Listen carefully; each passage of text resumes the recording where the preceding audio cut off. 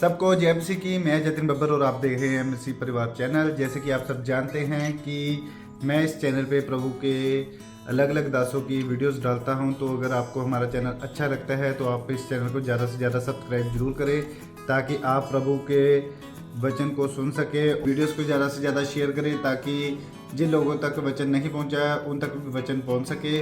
सबको जय मसीह की। एक बार मैं आपसे दोबारा कहूँगा कि इस चैनल को सब्सक्राइब जरूर करें और वीडियोस को ज़्यादा से ज़्यादा शेयर करें। जय मसीह की। इसी तरह प्रोफेटिक अनॉइंटिंग है, आपको उसके बारे में नॉलेज होना और उसको बनाकर रखना। जब आपको पता चल गया तो वो चीज आप प्राप्त करते हो यीशु मसीह के नाम में। आमीन। तो अब आप ध्यान से सुने। कहता है प्रेरितों और भविष्यवक्ताओं की नींव पर, जिसके कोने का पत्थर मसीह यीशु स्वयं बनाए गए हो, जिसमें सारी रचना एक साथ मिलकर प्रभु में एक पवित्र मंदिर बनती है, जिसमें तुम भी आत्मा के द्वारा परमेश्वर का निवास स्थान होने के लिए बनाए जाते हो। तो इस वचन को आप बार बार पढ़ेंगे। क्या लिखा है इसमें, नोट कर चुके हो। इफिसियों की किताब 2 अध्याय 19 से लेकर 22 तक। इस वचन के अनुसार क्या चाहता है।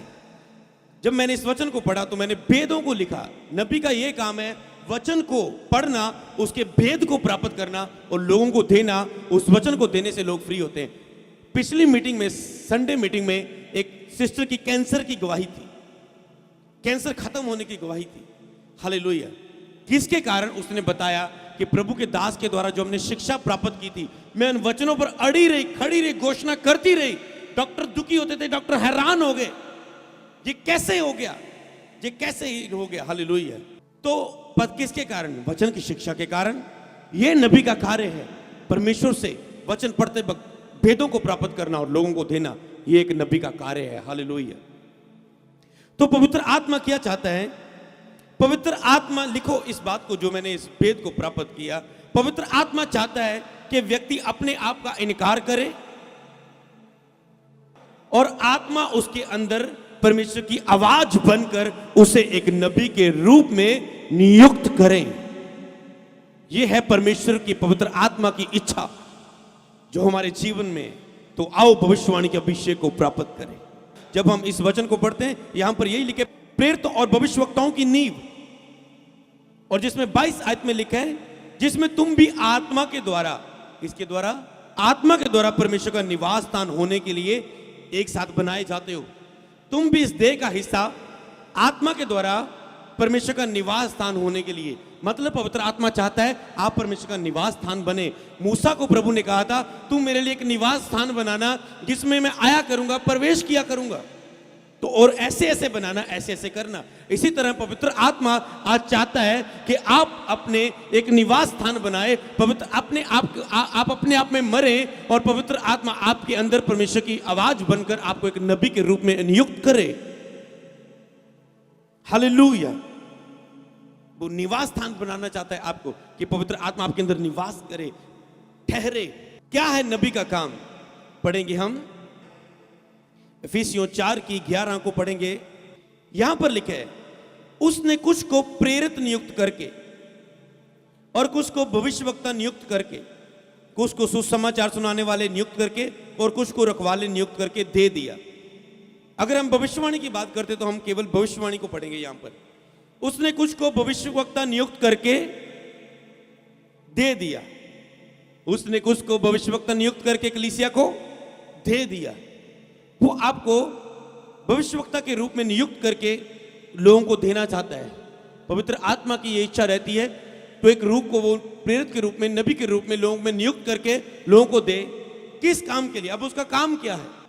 आपकी ये इच्छा बन जाए, हाँ मैंने नबी के अभिषेक को प्राप्त करना है, मैंने इसलिए प्राप्त करना है ताकि इस अभिषेक के द्वारा मैं ये करूं, ये करूं, ये करूं, ये करूं। प्रभु कहता है हाँ यही तो मैं चाहता हूं, ये ले मैं तुझे नबी का अभिषेक देता हूं, यही तो मैं चाहता हूं। अगर आप सोचते मैं नबी बनूं, मैं कोई अच्छी गाड़ी में एंटर करूंगा, मेरे ऊपर फूल बरसाएंगे, मैं किसी के नाम को बताऊंगा, वो घुटने टेकेगा, मेरी बल्ले बल्ले होएगी, इसलिए अभिषेक नहीं है आज का।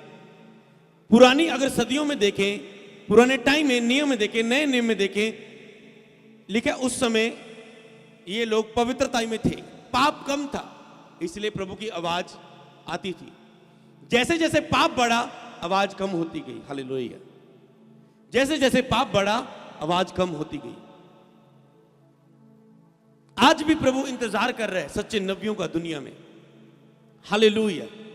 लिखा है, रखवाले का नियुक्त करके दे दिया, जिससे पवित्र लोग नंबर 1 सिद्ध हो जाएं।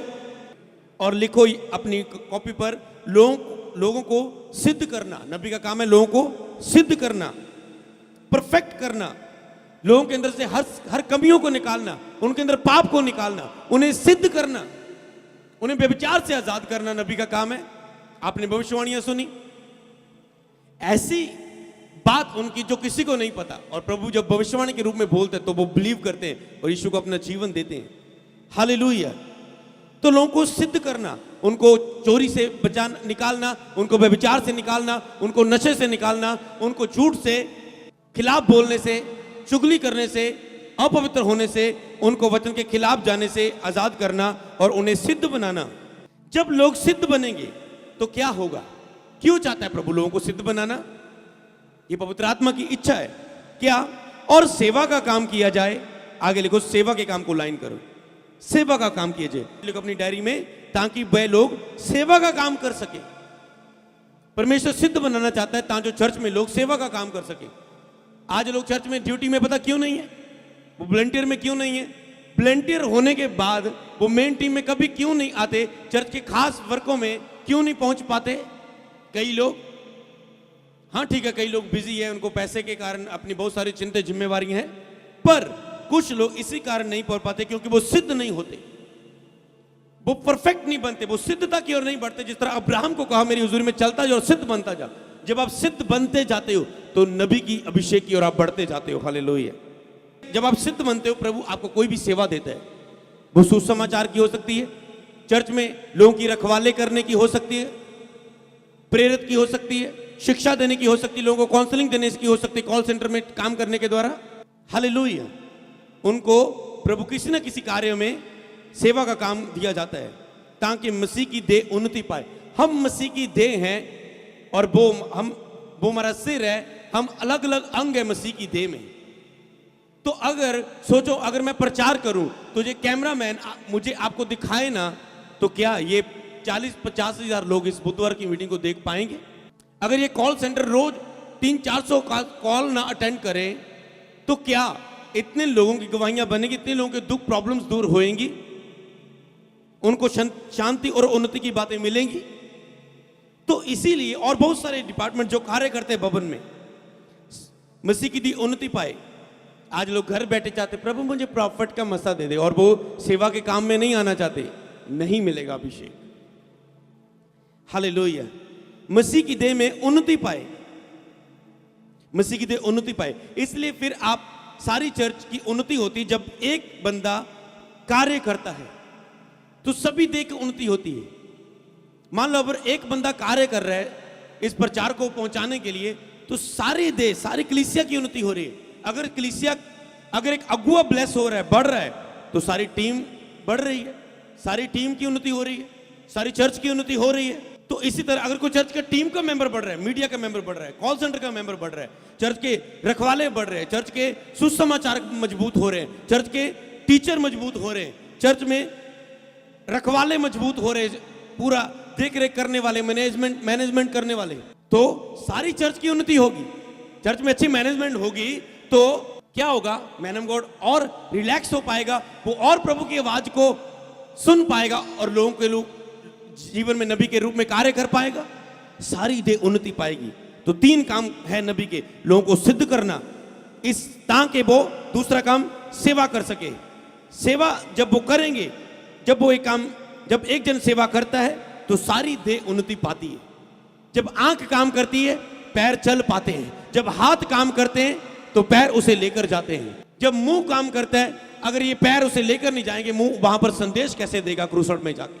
हालेलुया। तो ये सारी देह मिलके काम करती है। हालेलुया। अगली बात 13 आयत को भी पढ़ेंगे। जबकि हम सब विश्वास और परमेश्वर की पहचान में एक ना हो जाएं। ठीक है, मसीह की देह उन्नति पाए। ध्यान से, यहां से शुरू होते हम। एंड में क्या लिखा? कि ताजो मसीह की देह उन्नति पाए। किन बातों में उन्नति करना? अब इस देह को किन बातों में उन्नति करना वो लिखो। किन बातों में हमने उन्नति करना? नंबर 1 लिखा है वो विश्वास में, परमेश्वर की दूसरा पहचान में। सबसे पहले आपने विश्वास में मजबूत बनना है। जब आपका विश्वास मजबूत होता है तो भविष्यवाणी विश्वास से निकलती है। हालेलुया।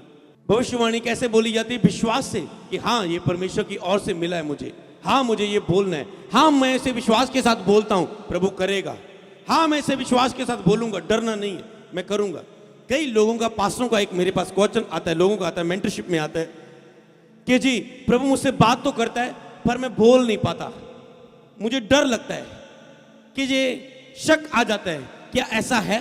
प्रभु बात तो करता है, ये बोल, ऐसा कर, इस रीति से कर, ये काम कर, क्रूसेड में, मीटिंग्स में, चर्च में, पर मैं शक कर लेता हूं, मेरे अंदर विश्वास नहीं आता। बिना विश्वास के आप प्रोफेटिक को यूज नहीं कर सकते। भविष्यवाणी का मसा तो ठहरा होता है शरीर में, पर उसे यूज करने के लिए चाहिए होता है फेथ, उसे यूज करने के लिए चाहिए होता है फेथ, दिलेरी। हाँ यहोवा मेरी ओर है, मैं बोलूंगा, यहोवा कार्य करेगा। जिस तरह एलिया कहता है, जिस परमेश्वर के सामने मैं बैठा रहता राजा, मेरे कहे बिना ना बारिश होगी ना ओस पड़ेगी। मूसा जाता है फिरौन के सामने, ये देख लाठी बन गई, लाठी सांप बन गई, सांप लाठी बन गया, चमत्कार दिखा रहा है। क्यों? इतना डर वाली बात है, पर उसे पता है प्रभु ने भेजा है तो मुझे करना है बस। हालेलुया। तो इसीलिए विश्वास में उन्नति करना, दूसरा प्रभु की पहचान में बढ़ना, यीशु की पहचान में बढ़ना। जितना भी यीशु को पहचानेंगे, यीशु सबसे महान नबी था बाइबल में। यीशु कौन था? बाइबल में सबसे महान नबी, सबसे सामर्थी नबी, जिसके काम भी सामर्थी थे और महान नबी था वो। हालेलुया। जिसकी बातें भी सामर्थी थी नबी के रूप में। तो हमें यीशु को पहचान में बढ़ना है।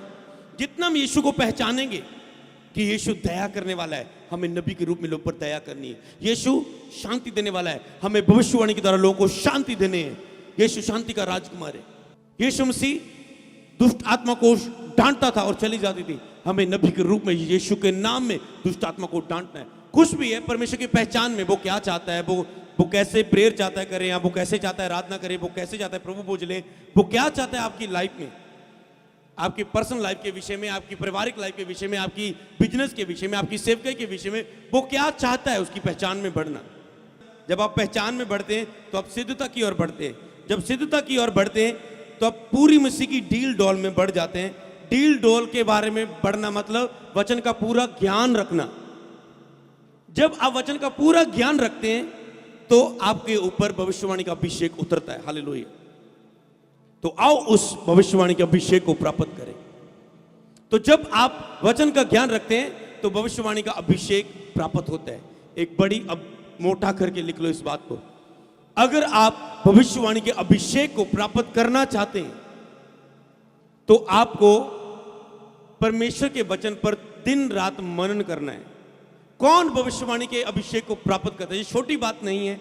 अगर आप भविष्यवाणी के अभिषेक को प्राप्त करना चाहते हैं, उसमें चलना चाहते हैं, उसमें डूबना चाहते हैं, उसमें तैरना चाहते हैं, उसमें कार्य करना चाहते हैं अपने लिए और अपने द्वारा दूसरों के लिए, उन्नति के लिए, तो हमें परमेश्वर के वचन पर दिन रात मनन करना है। जो वचन पर दिन रात मनन करता है, पढ़ता रहता है, बाइबल पढ़ता रहता है, पढ़ता रहता है, पढ़ता रहता है, पढ़ता रहता है। केवल वो प्रेयर ही नहीं करता रहता कि प्रेयर 8 घंटे, बाइबल 1 घंटा पढ़ी और छोड़ दी। जो वचन को लगातार पढ़ता रहता है, पढ़ता रहता है, पढ़ता रहता है, दिन रात मनन करता रहता है, वो भविष्यवाणी के अभिषेक को प्राप्त करता है। तो लोग चाहते हैं जब आएंगे, पास्टर जी मैं भविष्यवाणी के अभिषेक में बढ़ना चाहता हूं, क्या करूं? जो रियल बात है, जो एक बात पर सब बातें कंप्लीट होती है, वचन का ज्ञान रखना। हालेलुया। पूरी डील डॉल में, पूरे ज्ञान में बढ़ना, अधूरे ज्ञान में न रहना, पूरे ज्ञान में बढ़ना। जब पूरे आप ज्ञान में बढ़ते हो तो फिर अभिषेक आता है। वो चाहते बस हमें ये पता लगे पासी, अच्छा भविष्यवाणी के अभिषेक को प्राप्त करने के लिए हम कैसे हाथ उठा के प्रे करें, कितना टाइम पासी हम घुटनों पर रहें, हमें कितना टाइम अन्य भाषा प्रेयर करनी चाहिए, पास्टर जी हमें आराधना कैसे करनी चाहिए कि हम भविष्यवाणी। उनको लगता है मैं उन्हें ये बताऊंगा, पर मैं आपको बताता हूं, जितना आप वचन पर दिन रात मनन करेंगे उतना ही जल्दी परमेश्वर की आवाज, भविष्यवाणी आपकी लाइफ में आएगी। कह सकते हो आप 4 घंटे रोज बाइबल पढ़ेंगे, उतनी आवाज आएगी। 6 घंटे पढ़ेंगे, उतनी आएगी। 7 घंटे पढ़ेंगे, उतनी आएगी। जितना वचन का ज्ञान रखेंगे उतनी परमेश्वर की आवाज को हम प्राप्त करेंगे। हालेलुया। लेकिन पूरी डील डोल में इतना बढ़ जाए। इन बातों में हमें उन्नति करनी है। तो जब उन्नति होनी शुरू हो जाती है, प्रोफेटिक अनॉइंटिंग, रियल प्रोफेटिक और स्थिर प्रोफेटिक आपकी लाइफ में आती है। वो नहीं जो कुछ समय के लिए आत्मिकता में बढ़ने में आती है। वो तो आए, आपने रोजे रखे, प्रेयर की, आत्मा में बढ़े थोड़ा सा, तो आप भविष्यवाणी कर सकते हैं। पर अगर आपने उसे अभिषेक को प्राप्त करना है, इस वरदान को प्राप्त करना है, तो इसके लिए ये वचन, ये बातें जरूरी है आपकी लाइफ में। हालेलुया।